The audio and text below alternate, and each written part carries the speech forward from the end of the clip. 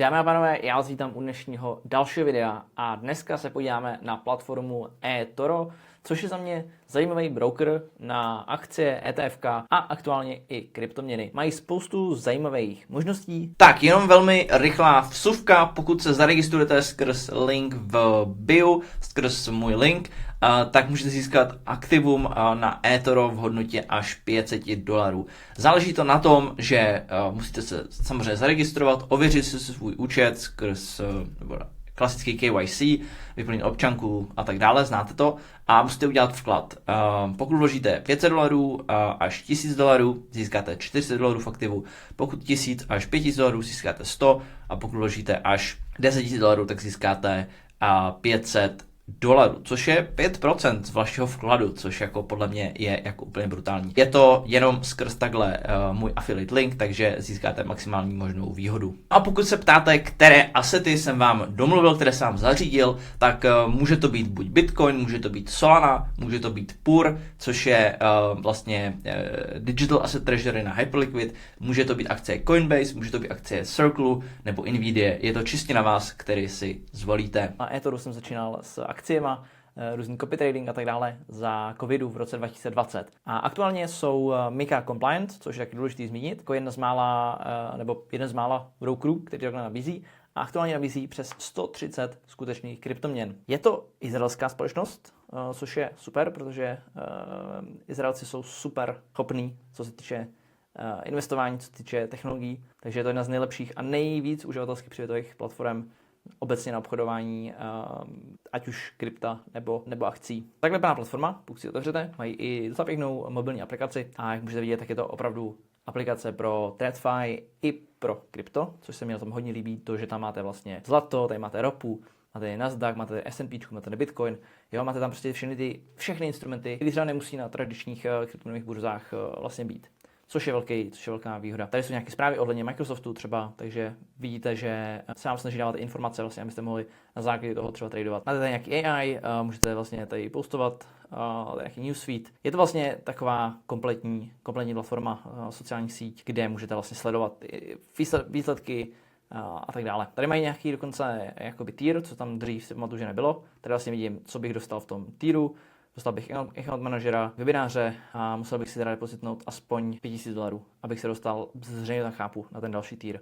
Takže postupně, jasně 5, 10, 25 tisíc, $250. Postupně, čím víc tam budu mít peněz, tím víc budu mít nějaký benefity.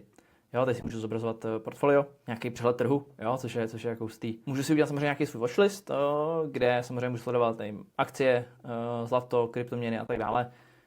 Můžu tam dát Solanu třeba, vidím tady Pepe, vidím tady Fartcoin, jak se to hybe a můžu si jim samozřejmě různě pohybovat, můžu to měnit. Rozdíl na této platformě je, že buď má tu spotovou, což je teda to non-CFD, co znamená Contract for Difference, anebo CFD, což jsou vlastně futures pozice, kdy vy vyděláváte jenom na tom rozdílu té ceny, kde jste to nakoupili a kde to zavíráte, ale samozřejmě většina traderů na CFDčkách prodělává, jak tady píšou, 60% investorů. Každopádně jako nikdy nemůže 100% vydělávat, protože to by bylo celkem divný. Jo, ale 60 nám je přijde zase tak hrozný, ale prostě je to tady takový varování.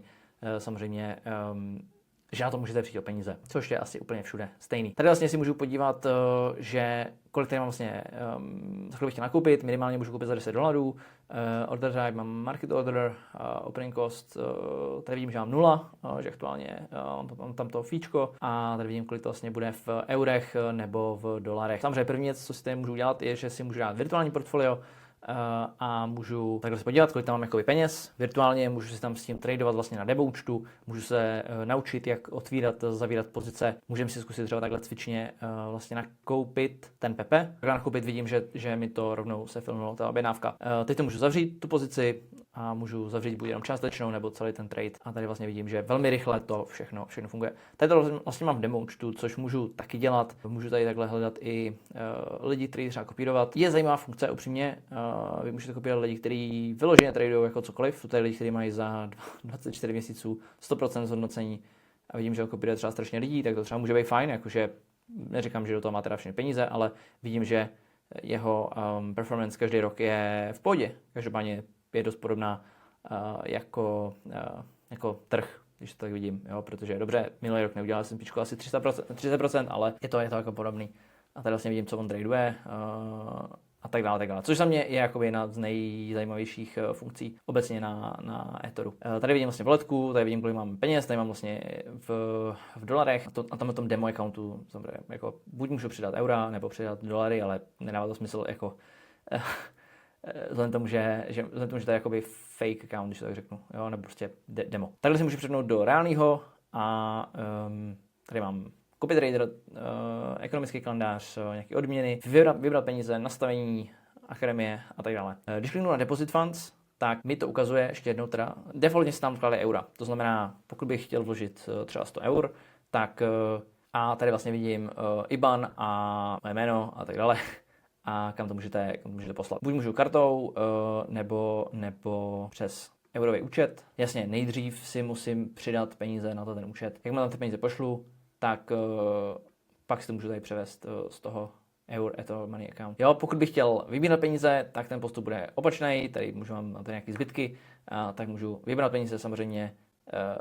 Nemám tady dost peněz na výběr, potřebuju tam mít minimálně $30, abych mohl vybrat. Ekonomický kalendář je za mě velmi zajímavý, tady vidím, že jsou výsledky různý, teďka tady vidím, co vlastně bylo, dneska je 7.8., tady vlastně vidím, co se děje, zítra máme už nějaký méně podstatný výsledky, tady vidím, že v úterý jsou CPI, neboli Consumer Price Index, takže inflace, jo, což je super, tady vidím, že to můžu tradovat, CFD, tady vidím, že to nemůžu obchodovat. OK, no na to, abyste mohli obchodovat CFDčka, tak tam musíte vyplnit vlastně nějaký dotazník, kde se dozvíte o tom, co je CFD, což je vlastně jako rizikový nástroj samozřejmě, který samozřejmě vám může způsobit velmi velké ztráty, stejně tak jako klasický trading futures na burze. Mají tady i vlastně akademii, což mi přijde super, různé jakoby resources pro to, když začínáte s tradingem, jak vlastně investovat, jak tradovat a spoustu dalších věcí.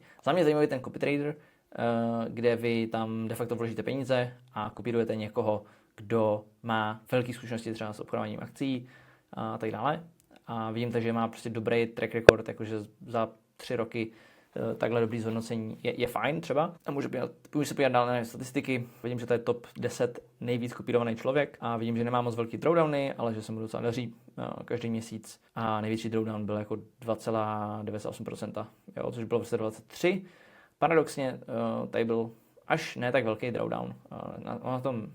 Na těch akcích to není tak velký, ty drawdowny. Tady vidím, co vlastně aktuálně drží a v momentě, kdy on bude nakupovat nějaké další pozice, tak se mi to skopíruje.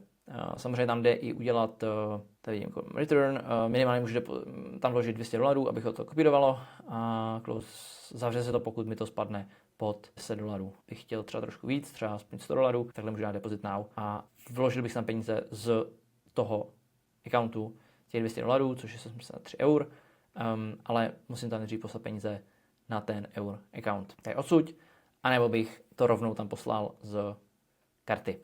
Můžu samozřejmě využít bank transfer nebo PayPal. Takže tak, tohle základně za mě je prakticky všechno. Jo?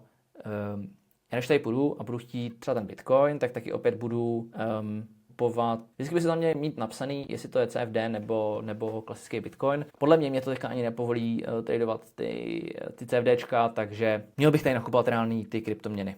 OK, oni mají ještě teda speciální aplikaci přímo na krypto, nebo zřejmě mají prostě mobilní, jo, schválně si tady můžu dát ten virtuální account. A teďka bych šel třeba na, já nevím, BTC, koupíme Estimated Opening Cost, jo, normálně vás to stálo 1% to fíčko, jsem to, že tady demo account, tak jsem s tím v pohodě. OK, takže je to oficiálně tak, pokud chcete posílat a přijímat kryptoměny, tak eToro má vlastní aplikaci přímo na to, jmenuje se to teda eToro Wallet, teda respektive eToro Money a je to oddělený od té klasické eToro appky, kde obchodujete takhle, co je přímo na obchodování. A máte speciální aplikaci na přijímání odesílání kryptoměn. Nicméně můžu se tam připojit klasicky přes stejné údaje, jako mám k eToru, což je super. Takže do aplikace přímo můžete přijímat kryptoměny a odesílat je přes tu jejich eToro Money app. Z nějakého důvodu je to takhle oddělený, každopádně za mě v pohodě. Pokud chcete prostě tradovat, za mě i asi ideální používat klasicky buď aplikaci nebo webovou stránku. Já můžu ten trade zavřít, vidím tady, že jsem už plusu třeba $40, nebo něco takového, a za ten poplatek jsem dal víc. Každopádně to je jenom jako testovací portfolio, tak řeknu. Takže tak. Za mě eToro velmi zajímavá aplikace, zajímavá diversifikace zase mimo ty tradiční naše kryptoburzy, které používáme tady na kanálu většinu času. Jak říkám, je to solidní platforma, samozřejmě jsou tam produkty, které jsou rizikový, jak jsem zmiňoval disclaimer, dejte si na to samozřejmě pozor. Teďka nevím, dokdy ta akce bude platit, každopádně čím dřív ji využijete, tím máte větší jistotu, že bude stále platit. Takže tak, to je k tomuhle videu úplně všechno a budu se na vás těšit opět příště u dalšího videa.